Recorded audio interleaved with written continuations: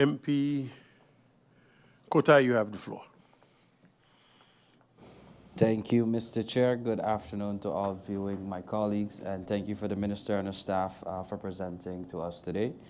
Just quickly from my side, I'd like to chime in on the fact of our current digital exposure within our youth. So while digital devices play a significant role in learning, in the living of children and also adolescents, overuse of these same devices has become a large concern. As MP Webster also voiced earlier, her concern on the reading skills of our same youth. I believe overuse of devices has also indeed shown decrease in reading proficiency. Young minds remain vulnerable to social media, video games, rather in the general term, a digital addiction. Globally, there are studies pointing out to the increase in social anxieties and higher depression rates due to this. And of course, COVID only increased these digital dependencies.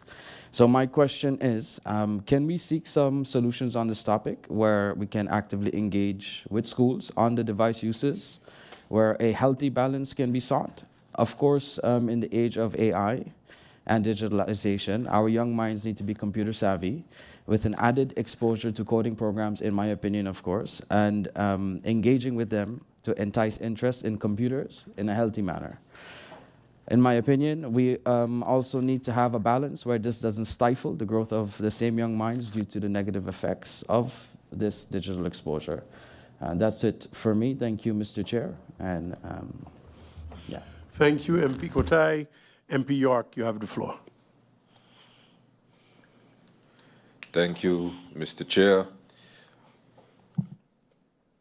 Mr. Chair, through you, there were a couple of things said that jolted a couple of things in my mind as they were said. So earlier, MP Westcott mentioned early childhood versus further streaming of education. It's an excellent point. I would like to ask the Minister through you, Mr. Chair, what are the plans moving forward as it pertains to the synergy between the Ministry of Education and the Ministry of VSA? Because if I understand it correctly, early childhood falls under the Ministry of VSA and not the Ministry of Education. And I know that has been a challenge over the years.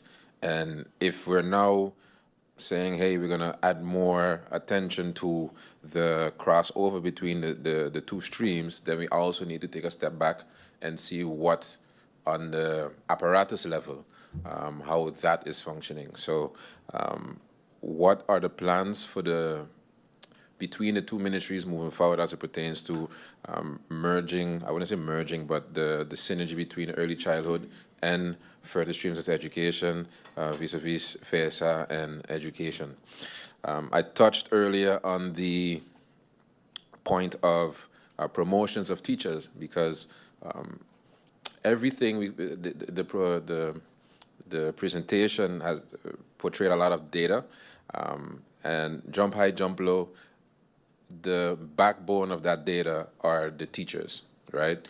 And so when I ask for, hey, what, if we can start showing the graphs as it pertains to the promotion of the various teachers, I would also like to know what are the steps being taken to make that process, to take that process to the next level. Because right now, if I understand correctly, there are different tiers, especially on the primary school level.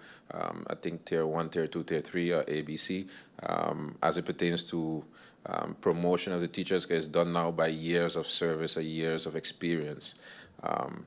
I think that's an outdated system. If that is the system, I can be stand corrected. Because right now, if I'm a teacher fresh out of school, right, and I hit the ground running, and in my first 5 years, I further my education, I become a specialist, let's say, in special education, I still have to wait on the current system whenever that tier says I could take the next step forward. So as it pertains to stimulating teachers to further their education, how can we now, how is the minister, to you, Mr. Chair, planning to combine that with the tier system and potential promotions moving forward. As well as I know years back there was a gratification program being done in the schools, at least on the public school side of things. From the teachers I know, they enjoyed it very well, and it actually worked when it comes to motivating the teachers to, make that extra step, or basically that they feel gratified for the steps taken and them going they go in the extra mile. So what are the plans of the minister as it pertains to maybe reinstating that program or broadening the program, or even bringing it over also to the Catholic School Board and the Catholic schools?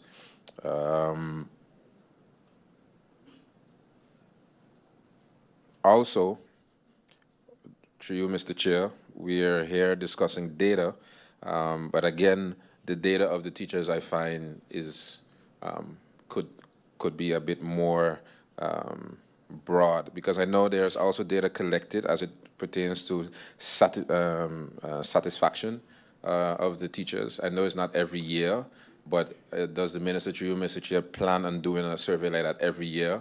And also, I understand not all of the data can be shared here in Parliament for the public, but can that particular aspects of it be included in such a report? Because if we're analyzing the data of the state of education, we also need to know what the backbone thinks of their workplace and their work environment.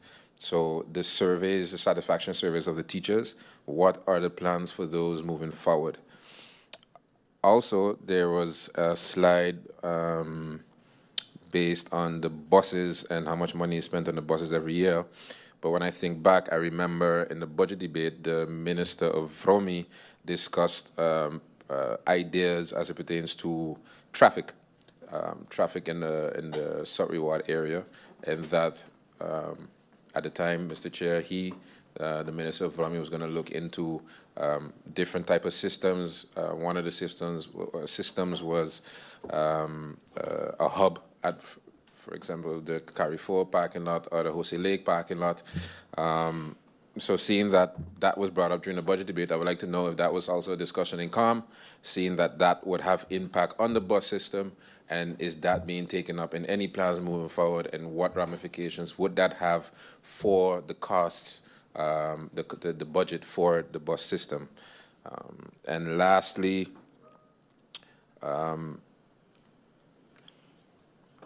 my colleague MP Irian mentioned and touched on the NEPA. I would like to know, moving forward, the synergy between NEPA and study finance. So a lot of, and also the communication to the public, because a lot of people are not really abreast to the, informed that you can get study finance for NEPA and how to go about it. And those that are in NEPA and having issues with receiving the study finance or furthering the study finance, because there are a lot of those who end up in the exam year and the study finance stops, and thus not able to pay for the final couple of months of the course, and after a 2-year course or whatever, ends up dropping out because they couldn't afford the last handful of months of the course. So that synergy between NEPA and study finance, what are the minister's views and plans on that? And what are those numbers? How many students graduated through the NEPA by ways of study finance? And how many of those were maybe not accepted, but denied and approved by the study finance? And that would be it for my questions, Mr. Chair, and I await the answers from the Minister. Thank you. Thank you, MP York.